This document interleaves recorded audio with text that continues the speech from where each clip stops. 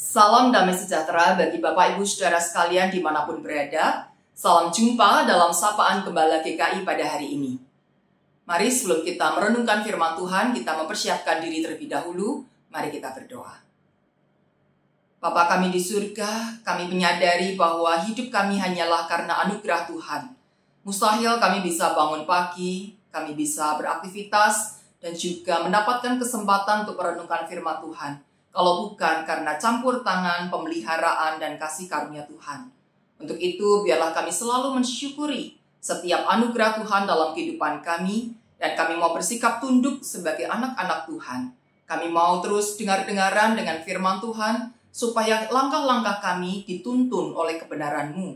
Kami tidak mendengarkan dan memperhatikan suara dunia, tapi kami mau sungguh-sungguh memberi perhatian kepada suara Tuhan, yang akan menuntun setiap langkah kami agar tidak tersesat, yang akan menguatkan langkah-langkah kami agar tidak jatuh tergeletak, yang akan menuntun kami berjalan di jalan kebenaran, dan sekaligus menjadi saksi Kristus di tengah ramainya pembicaraan-pembicaraan di dunia ini, di tengah badai penyesatan yang terus-menerus ingin merusak hidup manusia.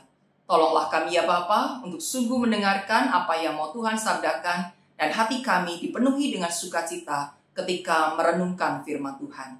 Di dalam nama Tuhan Yesus Kristus kami berdoa. Amin. Saudara, bagian firman Tuhan yang akan kita renungkan pagi hari ini terambil dari 1 Korintus pasal 16 ayat 13. Saya akan membacakan versi terjemahan baru 2. Demikian firman Tuhan. Berjaga-jagalah, berdirilah dengan teguh dalam iman, bersikap beranilah dan tetaplah kuat. Amin. Bapak Ibu Saudara, saya berasal dari Semarang dan saat ini saya juga pelayanan di Semarang. Nah, tahukah apa yang khas dari kota Semarang? Ya, betul, kulinernya. Ada lumpia, nasi ayam, soto, mie Jowo, dan sebagainya ya. Kalau saya sebutkan semua daftarnya, kita pasti langsung lapar. Kalau Anda berkunjung ke Semarang, bolehlah wisata kuliner di kota ini. Nah, Bapak Ibu Saudara, tetapi belakangan ini selain kulinernya, ada satu hal yang menarik dari kota Semarang, yaitu proses pembangunan tol laut dari Semarang menuju ke Demak. Dan apa yang unik dari situ, Saudara? Bukan saja karena tol ini dibangun di atas laut, tetapi bahwa matras yang dipakai sebagai penyangga untuk memulai fondasi pembuatan tol laut ini adalah dari bambu. Ya, dari bambu, batang-batang bambu yang dikumpulkan sekitar 10 juta batang bambu. Itu dipakai untuk menjadi alas fondasi dari pembangunan tol laut. Kenapa bambu, Saudara? Bukan fondasi beton atau sesuatu yang lain yang terlihat lebih kokoh begitu ya. Karena di dalam perhitungannya bambu ini punya sifat yang lentur tetapi kuat. Dan ini cocok sekali untuk medan seperti laut di kota Semarang ini, di mana air dalam jumlah yang banyak ini seringkali mengkhawatirkan apakah ini akan menjadi dasar yang kuat dari pembangunan tol ini. Tetapi ketika digunakan bambu, Saudara, maka ini menjadi pilihan yang paling tepat dengan sifatnya yang unik. Bambu bisa ditanam dengan cepat, ya tumbuhnya itu cepat, bisa sangat tinggi sekali dan mencapai umur hampir 100 tahun. Lalu bambu ini meskipun kelihatannya lemah, ya terlihat bisa nekuk begitu, melengkung, tetapi dia sebetulnya kuat. Dia tahan banting untuk menahan beban yang berat sekali, dia itu bisa, Saudara. Dan bambu ini punya sifat yang unik juga ketika dia menghadapi badai angin. Bambu ini tidak terus tegap berdiri, Saudara. Dia akan melengkung, tetapi sebetulnya ini justru untuk mempertahankan elastisitasnya supaya dia tidak patah. Ketika dia melengkung, kemudian angin itu reda, dia bisa kembali lagi berdiri tegak. Jadi melengkungnya bukan karena dia lemah, tetapi justru karena dia sedang membangun sebuah kekuatan. Nah, Saudara, filosofi bambu inilah yang mestinya juga bisa kita terapkan dalam kehidupan kita sehari-hari. Kita diajak untuk bisa lentur, tetapi punya kekuatan yang baik dalam menjalani pergumulan-pergumulan hidup. Sebagaimana juga yang dinasihatkan oleh Paulus, berdirilah teguh dalam iman, bersikap beranilah dan kuat. Saudara, tidak dipungkiri bahwa berbagai macam persoalan-persoalan di dalam dunia ini seringkali membuat kita lemah. Kita merasa tidak sanggup, kita merasa begitu rapuh. Dan memang itulah manusia. Penuh dengan kelemahan, penuh dengan kerapuhan. Tapi bukan berarti kita mesti buru-buru menyerah. Bukan berarti kita harus sedikit-sedikit menyerah kalah dengan perjuangan-perjuangan hidup ini. Hei, kita punya Tuhan. Kita punya Allah yang Maha Kuasa. Oleh karena itulah mestinya kita berdiri dengan teguh.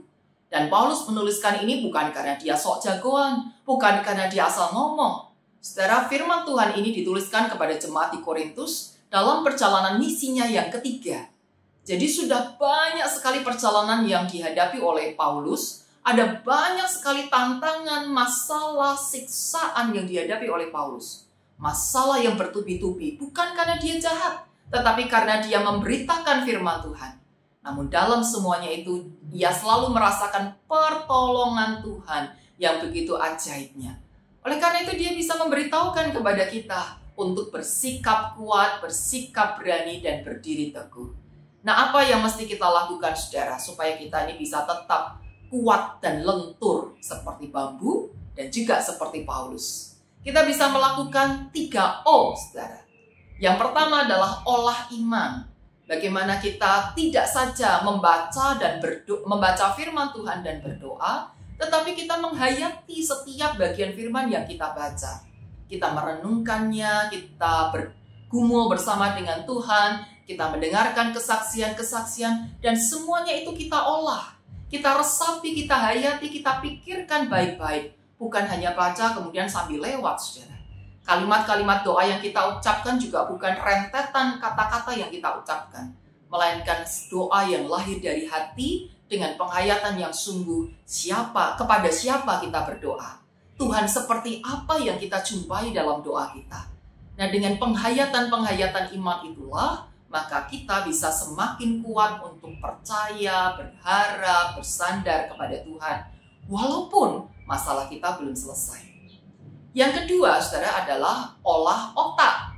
Nah, Tuhan memberikan hikmat kepada kita untuk belajar, membuka wawasan. Jadi mari kita membaca buku-buku, kita membaca berita, kita membaca ilmu-ilmu pengetahuan, kita membaca banyak hal yang mendatangkan manfaat bagi kita. Jangan hanya sekedar membaca komik ya, atau membaca cerita-cerita yang ringan. Tapi mari coba kita perlahan ya, sesuai dengan tingkat kemampuan kita. Kita juga membaca hal-hal yang bersifat ilmiah yang mendatangkan pengetahuan bagi kita. Dengan wawasan yang makin luas, yang makin berkembang, tentu kita tidak akan mudah panik ketika kita menghadapi sebuah masalah.